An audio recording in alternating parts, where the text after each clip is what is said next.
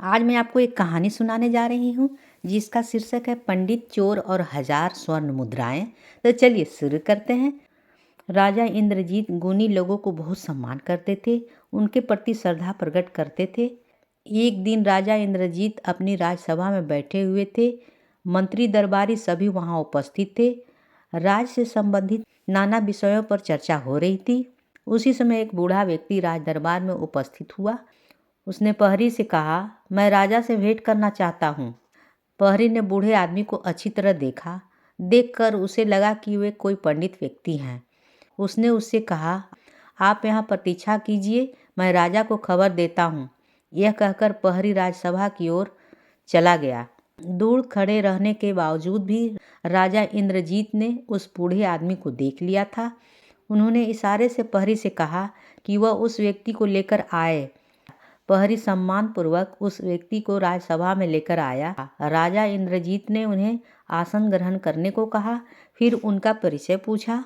आसन ग्रहण करने के बाद कहा, महामना, मैं बांग्लादेश से आया हूँ। मैं आपके समक्ष कुछ धार्मिक चर्चाएं करना चाहता हूँ। राजा ने कुछ देर तक अतिथि के चेहरे की ओर देखा, फिर अपने अनुभवों से उन्होंने समझ लिया कि यह आदमी पंडित व्यक्ति है। सविनय उन्होंने पूछा, महामान्य, अतिथि का नाम क्या है? अतिथि ने कहा, चित्रसेन। चित्रसेन के रहने और भोजन आदि की व्यवस्था हुई। सेवा सत्कार पाकर चित्रसेन बहुत खुश हुए। तय हुआ कि उस शाम धर्म चर्चा के लिए बैठक होगी। पहली चर्चा में ही राजा इंद्रजीत बहुत प्रसन्न हुए। उन्होंने चित्रसेन की भूरी भूरी प्रशंसा की। उसके बाद लगातार 3 दिनों तक धार्मिक चर्चाएं हुई। रानी भी प्रसन्न हुई एवं राज दरबार के सभी सदस्यों ने चित्रसेन की कला से अत्यंत प्रसन्न होकर उनका स्तुति गान किया। राजा के अनुरोध पर चित्रसेन और कुछ दिनों तक राजमहल में ठहरे। उसके बाद उनकी विदाई के उपलक्ष्य में उनके अभिनंदन का आयोजन किया गया।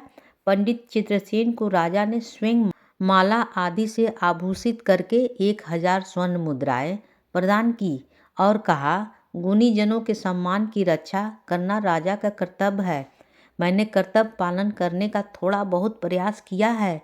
आपसे अनुरोध है कि आप अपने ज्ञान और पांडित्य द्वारा देश का कल्याण करें। राजा से विदा लेकर पंडित चित्रसेन ने अपने राज की ओर प्रस्थान किया। उन दिनों सामान्य जनों के लिए पैदल चलने की सिवा कोई दूसरा विकल्प नहीं था, इसलिए चित्रसेन पैदल ही अपने देश की ओर चले। चलते चलते शाम हो गई।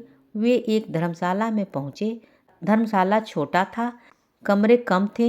एक एक कमरे में पहले से 8-9 लोग जैसे तैसे बैठे हुए थे। चित्रसेन भोजन करने के बाद कमरे में गए एवं किसी से कुछ नहीं कहकर एक कोने में चटाई बिछाकर सो गए। इधर क्या हुआ कि जब चित्रसेन धर्मशाला में आए तभी कुछ लोगों को यह सूचना मिल गई थी कि यह विशिष्ट अतिथि राजदरबार से लौटे हैं एवं उनके पास पुरस्कार में मिली 1000 स्वर्ण मुद्राएं हैं। धर्मशाला में जितने यात्री थे उनमें से एक आदमी दुष्ट प्रवृत्ति का था। दूसरे का धन उड़ा लेने में वह माहिर था। चोर के रूप में वह प्रसिद्ध था। वह चित्रसेन पर दृष्टि रखे हुए था। जिस समय चित्रसेन कमरे में एक कोने में चटाई पर सो गए, उसी समय उस चोर ने चित्रसेन के ठीक बगल में एक चटाई बिछाकर अपना स्थान दखल कर लिया। जब रात गहरी हो गई, सब सो गए थे, लेकिन उस चोर की आंखें में नींद नहीं थी। वह सोने का नाटक कर अपनी चटाई पर लेटा हुआ था। स्वर्ण मुद्राएं चोरी करने के लिए उचित समय का इंतजार कर रहा था। चित्रसेन घनघोर निद्रा में थे। उनकी नाक बज रही थी। चोर उठकर बैठ गया। उसने सोचा, यही मौका है। उसने चित्रसेन के सिर के नीचे की तकिए को टटोलना शुरू कर दिया। वहाँ उसे कुछ नहीं मिला। उसने सोचा, कहाँ है मुद्राएं की थैली? वो अच्छी तरह जानता था कि उसके पास 1000 स्वर्ण मुद्राएं हैं। वह समझ नहीं पा रहा था कि स्वर्ण मुद्राएं कहाँ गईं। रात भर जगकर उसने चित्रसेन के शरीर का अत्यंत सूक्ष्म निरीक्षण किया। कमरे में भी कुछ नहीं। वे खुली देह सो गए थे। उनकी कमीज की जेब भी खाली थी। उसे समझ में नहीं आ रहा था कि चित्रसेन ने उतनी स्वर्ण मुद्राएं कहाँ रख दी है। उसने चित्रसेन के बिस्तर की चारों ओर से पड़ताल की, लेकिन स्वर्ण मुद्राएं उसे कहीं नहीं मिली। भोर हो गई, बाहर प्रकाश फैल गया। चित्रसेन की नींद टूटी। उनकी नींद टूट गई है समझकर चोर ने सोने का नाटक किया। चित्रसेन उठकर बैठ गए, अपनी कमीज पहनी और उसके बाद बड़ी सावधानी से चोर के तकिए के नीचे से स्वर्ण मुद्राएं की थैली निकाल ली। उस चोर को पहली बार देखते ही उन्हें संदेश हो गया था, इसलिए चित्रसेन ने स्वर्ण मुद्राएं की थैली अपने पास न रखकर चोर के तकिए के नीचे रखना ही पसंद किया।